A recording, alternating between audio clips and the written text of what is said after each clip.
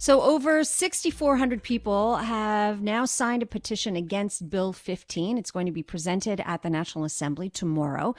You know by now, probably, Bill 15 intends to centralize our entire healthcare system under Santé Québec. So it would be a pretty huge overhaul of our healthcare network. But there are some major issues with the bill, particularly how it would impact access to service in English.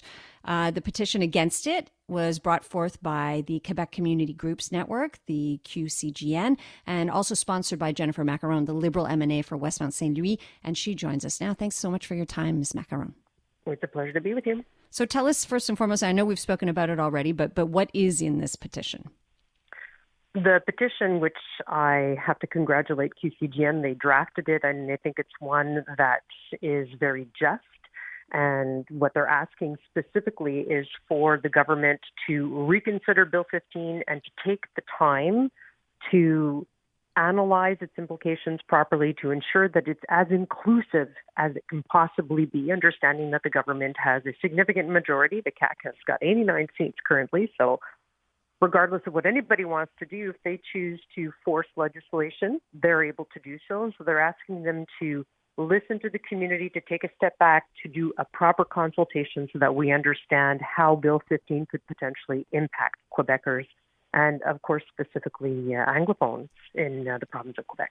I feel like there is, I often speak about a lack of urgency here, and I certainly feel on the behalf of the government with so many issues that they're dealing with right now, there's a lack of urgency and that attention is being put in the wrong area. But I also feel as citizens, something like Bill 15 suddenly, because it's so huge and convoluted and there's so many amendments and things going on in there, there is a lack of urgency there. So people responded well to the petition. Is this just the first step? What can we do to sort of do away with a little bit of this? It's not apathy, but you know what I mean? There's a lack of urgency, perhaps. You feel like a lack of urgency from the community, you mean? Yeah, yeah, exactly. Mm-hmm.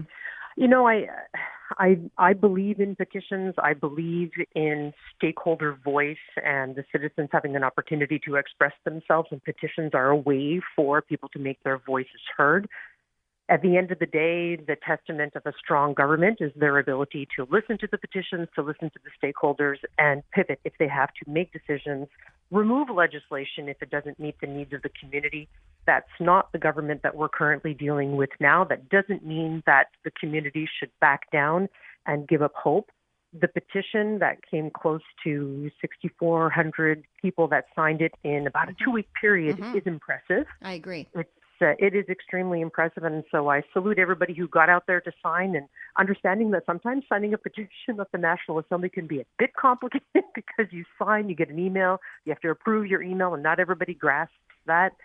It's going to give André Fortin, our health critic, some armor when he goes back into commission tomorrow. So we're going to deposit it in the House tomorrow, and it gives André something that he can point to when he's debating with Christian Dubé to say, listen, beyond the fact that he's been doing an excellent job in commission and highlighting a lot of areas of the bill that are deeply concerning, he's going to be able to say, there's a significant portion of the population that took the time to sign this petition. Are you going to listen to them? And so hopefully that's going to be useful. I'm so glad that you point out, because it was complicated to sign it. Yeah. It was. Yeah. And I feel like you're right. That speaks to the fact that people are engaged and concerned about it. If only there was an easier way to do it, right? So before I forget, let's just give out information. So people, can they still sign, or is the petition deadline, has it passed? The petition deadline ended yesterday at midnight, so it's too late. And one of the reasons for that, typically a petition can be online for 3 months. That's the maximum amount of time. The reason why this one was only online for about 2 weeks is because the government has been threatening to invoke closure to force this legislation through without true democratic debate in the House. So we wanted to make sure that we had an opportunity to deposit it in the Salon Bleu before the end of intensive session, because if they call closure, they're likely going to do that on Friday, and that means that we all have to stay until Saturday or Sunday until the bill has been forced through. And if we waited, well, then at the end of the day, the public voice wouldn't have been heard either way because the bill would have been adopted. So it's all speculation. We understand that the government has said that they're likely to invoke closure. Will they do it? That remains to be seen by the end of this week. Okay, yeah, as you mentioned there, my understanding was the National Assembly sits just until this Friday, the 8th, and then and they're going to try and push it through before then. But I didn't understand that that could mean extended hours for you. You know, as you mentioned, the CAQ has such a huge majority here. Presenting the petition can cause debate, I suppose, and raise awareness. But beyond that, is there really any hope? I mean, the Liberals are largely powerless in this situation, unfortunately. You know, it's I'm reluctant to say that the population is powerless. There's going to be elections in 2026. And so hopefully people will express themselves then and illustrate the fact that they're deeply disappointed in the current government in power. There's no perfect government. There's no such thing as a perfect party either. That being said, I think that there's governments that legislate more effectively, more inclusively than the government that we're currently living with now. People can still reach out to the ministers. People can still reach out to the premier. People can still send their concern, their emails. They can make phone calls. They should be reaching out to their MNAs. They should be reaching out to the MNAs of the CAC to say that this is a real issue. And while I think we can all agree that we need to talk about healthcare and what we can do to improve it, I'm not sure that articles like 1111.1, which was submitted last week, which will restrict access because it's going to be the government that's going to determine whether you can have and offer English services in any of our institutions, is the right way forward. It should be enshrined in the law. At the end of the day, healthcare is an essential service, and it's not something that we should be debating in terms of should you have access in your language of choice or not. Were you encouraged? I mean, I don't want to sound naive here, Madame Maccarone, but I was somewhat encouraged by what Health Minister Christian Dubé said last week, except for the fact that he's like, well, you know, there's 1,200 clauses in this, and I'll go through it and I'll have someone discuss it. I at least found that there was a volition, a willingness, an openness, if you will. Did you feel that as well?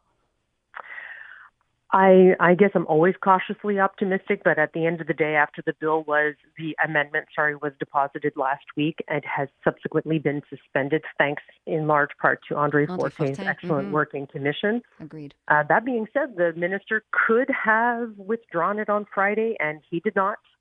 And so it, raises concerns on my end. Should we worry? I think we should always worry when you have a government like the CAC in power.